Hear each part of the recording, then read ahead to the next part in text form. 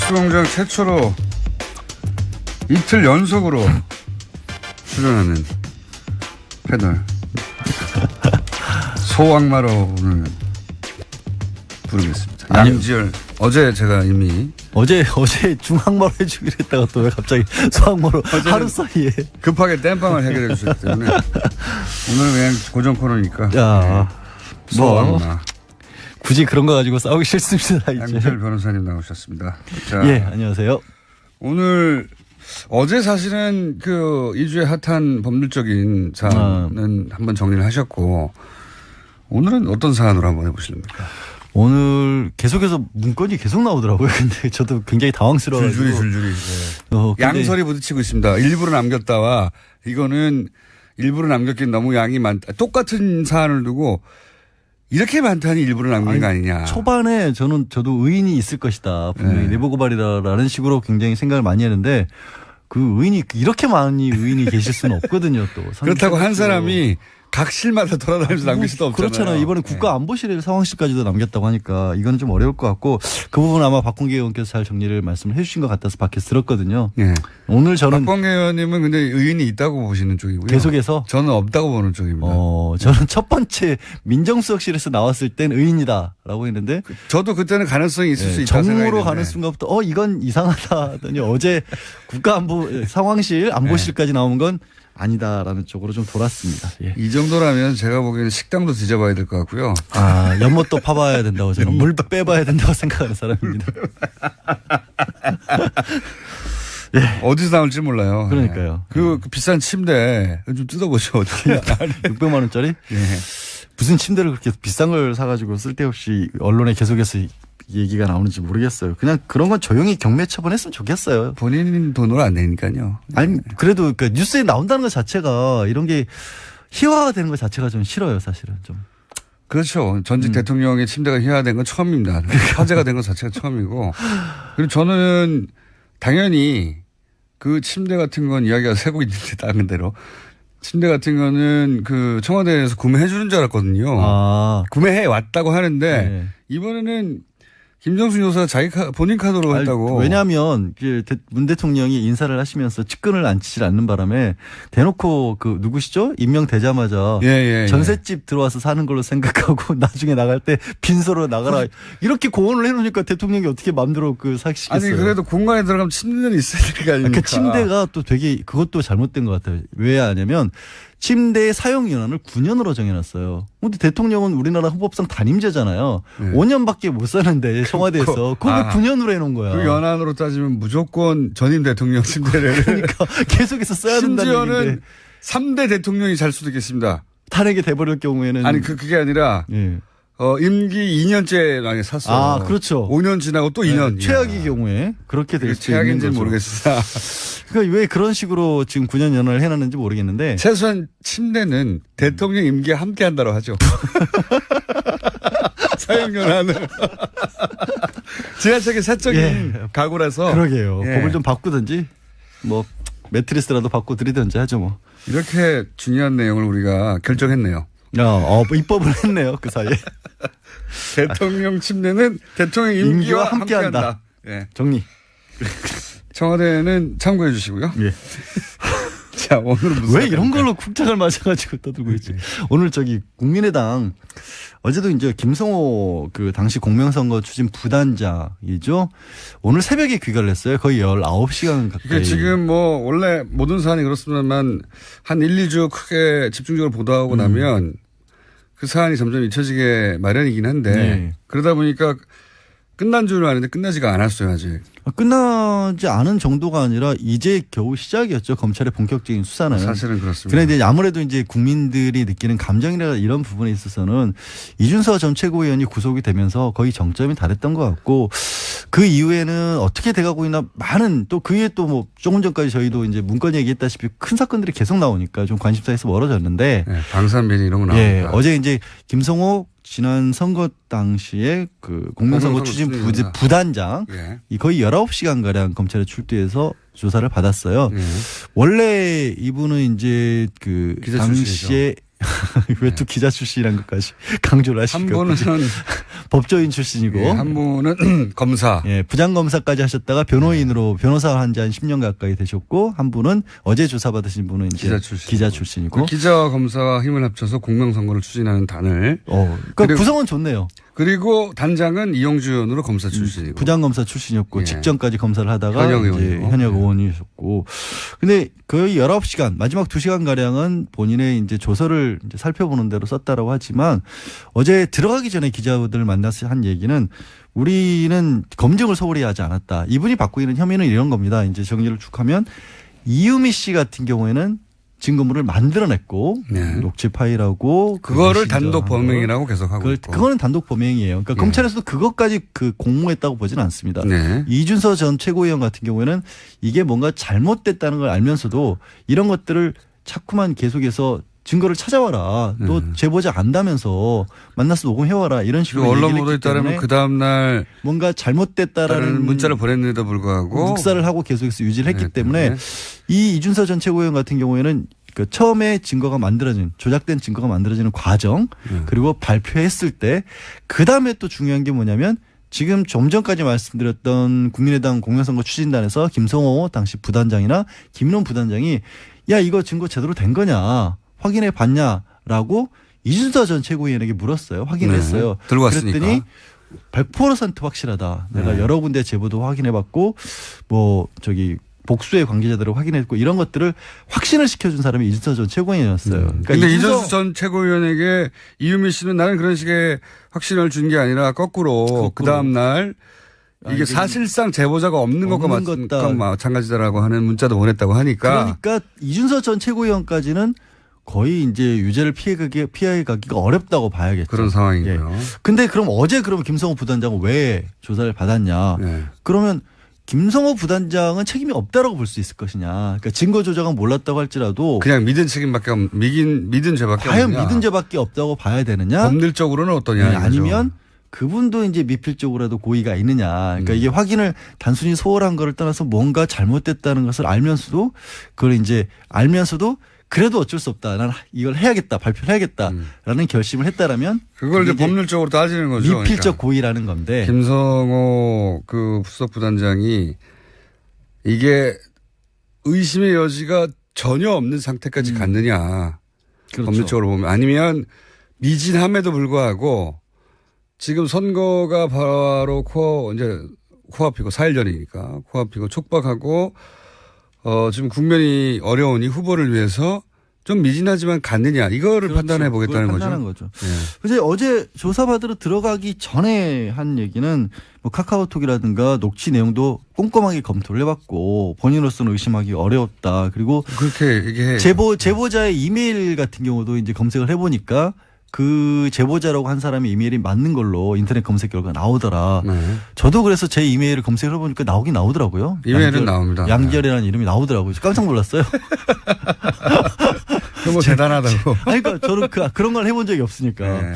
그리고 이제 언론에는 이메일 검색한 것만 나오고 있지만 다른 부분도 본인이 이제 충분히 검증 과정을 거쳤다라는 설명까지 하셨는데 그게 뭔지까지는 얘기는 안 했어요.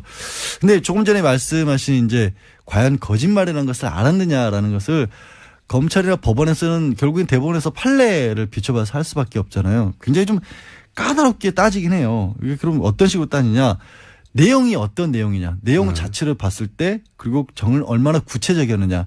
그리고 그거를 확인해 줄 만한 주변에 다른 자료들도 또 있었느냐라는 걸 보는 거고 그런 것을 과연 그걸 보는 사람 입장에서 학력이나 경력이라든가 사회적 지위 또 그거를 봤던 시점 사회적인 파급 효과 어렵네요. 이런 것들을 고려해서 하나하나 다 짜지는 거예요. 제가 보기에는 판사가 누구냐에 따라서 성향에 따라 크게 갈릴 수 있는 사안이라고 그러니까 그럴 수도 있고 그만큼 이게 중대한 사안이기 때문에 그렇죠. 우리 예를 들어서 이 허위사실 공표죄와 관련해서는 빼놓을 수 없는 분이 정봉주 전 의원 같은 경우거든요. 정봉주 전 의원 같은 경우에 법원에서는 그때 당시 어떻게 봤냐면 뭐 인터뷰라든가 뭐 영상 뭐 이명박 전 대통령이 회사를 만들었다 뭐 이런 얘기들도 했는데 충분히 있는데. 그리고 사무실에서 인터뷰한 내 것도 회사라는 있었고. 얘기 동영상도 있고. 근데 그런 걸 믿은 걸로도 이거는 부족하다고 했거든요. 그 굉장히 그것도 대법원에서 확정 판결을 났지 네, 않습니까? 대법원에서 그래서 실형까지 이제 1년 복역을 갔잖아요. 하셨던 그런 경우이기 때문에 그 경우에 비추면 사실 굉장히 어려운 거고요. 어려운 거라고 근데 볼 정봉주 수 있고. 전 의원의 그 판결이 정상이라고 볼 수는 없거든요. 그러니까 지금 말씀하신 것처럼 이제 네. 판사가 어떤 성향이냐는 거는 그렇게 얘기를 할 수도 있는 거죠. 너무나 이때 정치인 판단을. 정봉주 전 의원은 이제 보복을 당했다고 봐야 되는 거군요. 이제 더군다나 사실 그렇게 보는 게 맞죠. 지금 BBK 네. 사건 자체가 문제가 있다는 거는 여러 가지 경로로 확인이 됐기 때문에 지금 본인도 이제 억울하다고 김경주 씨도 다시 이제 법적 소송을 할지도 모른다는 움직임이 나오고 있지 않습니까? 근데 그건 너무 간 사안인데 그만큼 이게 어렵다라는 거죠. 어렵다는 거고 이런 거를 또 규범적 판단을 한다는 법원에서 표현을 해요. 이게 뭐냐면 실제로 그 사람이 그걸 알았느냐 몰랐느냐는 알아볼 방법이 없다. 현재 과학으로. 네. 그렇기 때문에 그냥 외부의 여러 가지 상황을 비춰봤을 때 일반인이라면 이 정도 상황이면 알았다고 봐야 되는 거 아니냐. 플러스 거기에 그 행동을 한 사람. 그러니까 여기서 김성호 단장 개인은 어떻게 봤을까. 두 개를 겹쳐놓고 봐서 판단을 한다는 건데 이것도 참 어렵죠. 말하면서 저도 어렵네요. 저는 이거는 제가 보기에는 양측이 어떤 증인을 불러오고 그리고 판사가 어떤 성향인가에 크게 달라질 수 있다고 보는 게 예를 들어서 그 저한테 충분히 검증된 거냐 이때 이 단장 그 공명선거 추진단에서 충분히 검증된 거냐고 묻는다면 저는 부족하기 짝이 없다라고 생각하는 것이 이런 제보를 받았을 때 결국은 그 제보를 잘못 터뜨렸을 때 반작용으로 소송을 많이 당해왔기 때문에 잘못 터뜨리면 그러니까 잘못 터뜨려 소송을 당했다 보다 제대로 터뜨렸는데도 5천 살인 사건의 문제 제기를 제대로 했는데도 몇 년을 고생했거든요. 네. 그러니까 조금의 하자도 있으면 안 된다는 생각을 항상 하게 돼요.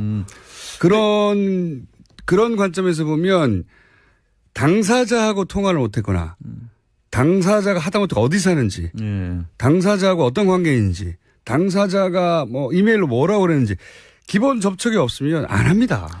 그러니까 여기서 이제 문제점이 뭐냐면 제보자를 확인을 시켜달라고 이준서 전 최고위원에게 물어봤더니 네. 이준서 전 최고위원이 이 사람이 직접 통화를 원하지 않는다. 하게 되면 제보를 안 하겠다고 했다. 그 말을 했거든요. 상관없어요. 아니, 그러면 그럼- 가야 되는 겁니다. 통화를 안 하면 좋아. 그러면 가서 만나자 이렇게 했어야 되는 그러면 거예요. 중요해지는 게 뭐냐면 그러면 김성호 부단장 입장에서 이준서 최고위원이 그렇게 얘기했을 때 이준서 최고위원을 믿을 만한 사람이었느냐 평소에.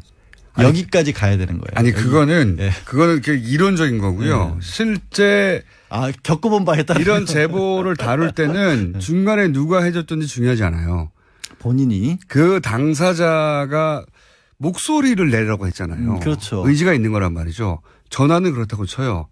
그러면 사람을 보내거나 어디서 만나자고 하거나 따로. 그러니까 이게 항상 양면성이 가진 게 그때 당시 폭로했던 게 5월 5일이었잖아요. 네. 대선이 얼마 앞두지 않은 상황이었단 말이에요. 그러면 그렇게 시간이 촉박했기 때문에 다소 무리해서라도 발표할 수밖에 없었다고 볼 것이냐. 아니면 그렇게 시간이 얼마 안 남았는데도 불구하고 반박할 시간 없이 이렇게 발표를 한 게 잘못이다고 볼 것이냐. 이게 같은 사안에 대해서 정말 양쪽 입장이 첨예하게 갈릴 수가 있는 그게 거예요. 이론이 아니라 진짜 제보를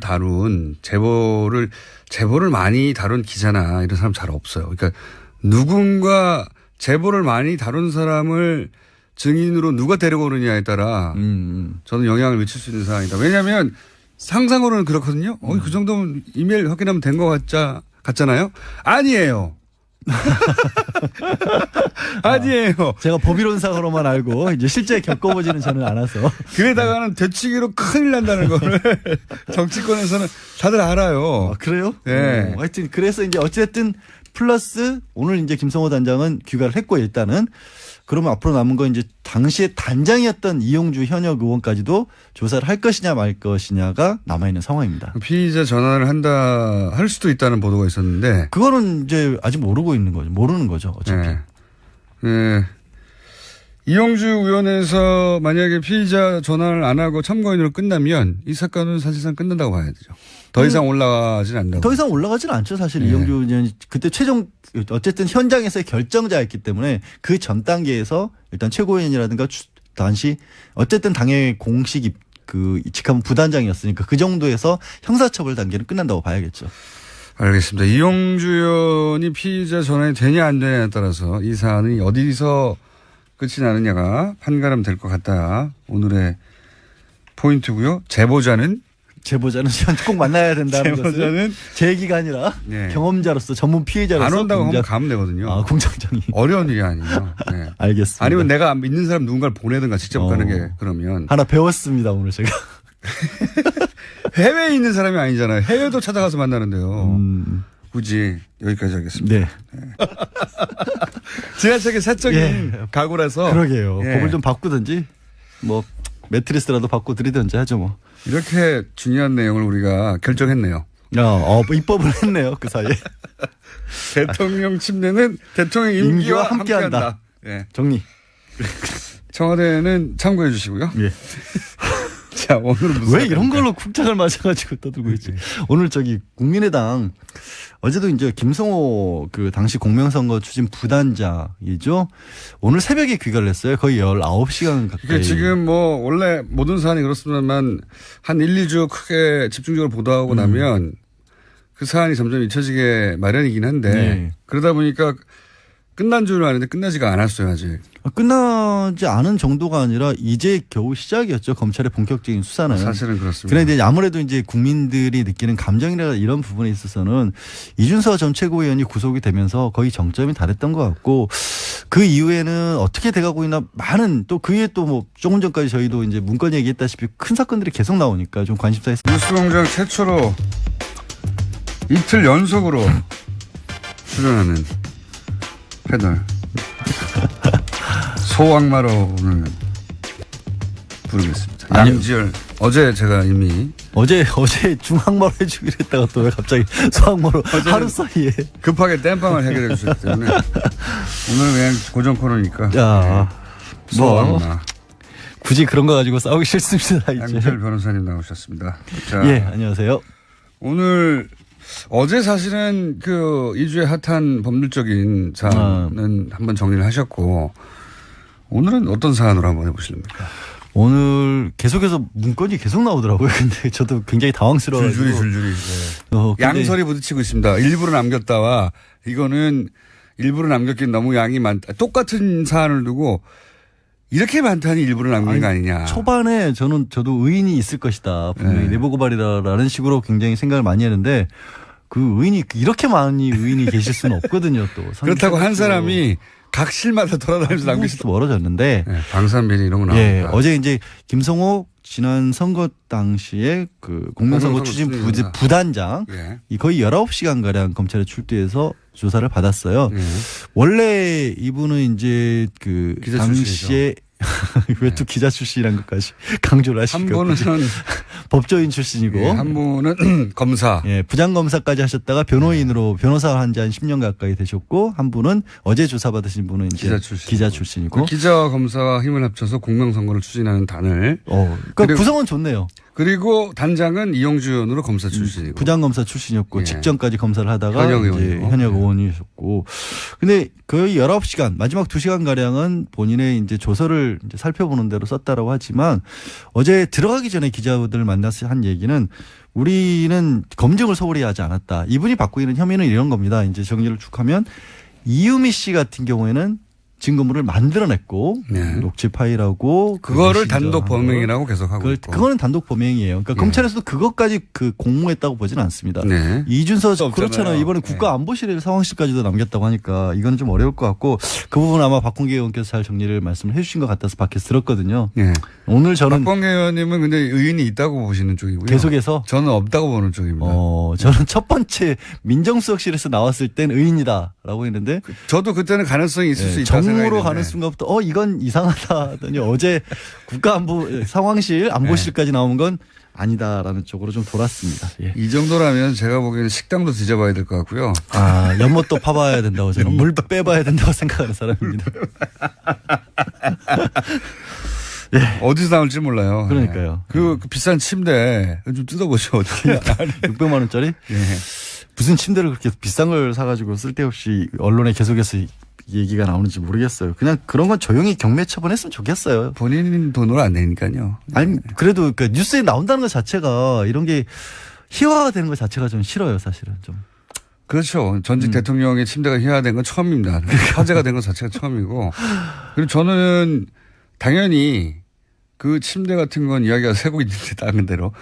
침대 같은 거는 그 청와대에서 구매해 주는 줄 알았거든요. 아. 구매해 왔다고 하는데 네. 이번에는 김정수 여사가 자기 본인 카드로 했다고. 왜냐하면 문 대통령이 인사를 하시면서 측근을 앉히질 않는 바람에 대놓고 그 누구시죠? 임명되자마자 전셋집 들어와서 사는 걸로 생각하고 나중에 나갈 때 빈소로 나가라 이렇게 고언을 해놓으니까 대통령이 어떻게 마음대로 그 사시겠어요? 아니 그래도 공간에 들어가면 침대는 있어야 될 거 아닙니까? 그 침대가 또 되게 그것도 잘못된 것 같아요. 왜 하냐면 침대의 사용 연한을 9년으로 정해놨어요. 근데 대통령은 우리나라 헌법상 단임제잖아요. 5년밖에 못 사는데 청와대에서 그걸 9년으로 해놓은 거야. 그 연한으로 따지면 무조건 전임 대통령 침대를. 그러니까 계속해서 써야 된다는 얘기인데. 심지어는 3대 대통령이 잘 수도 있겠습니다. 탄핵이 돼버릴 경우에는. 아니 그게 아니라 임기 2년째 만약에 샀어요. 아 그렇죠. 5년 지나고 또 2년. 최악의 경우에 그렇게 될 수 있는 최악인지는 거죠. 모르겠습니다. 그러니까 왜 그런 식으로 지금 9년 연한을 해놨는지 모르겠는데. 최소한 침대는 대통령 임기에 함께 한다고 하죠. 사용 연한을.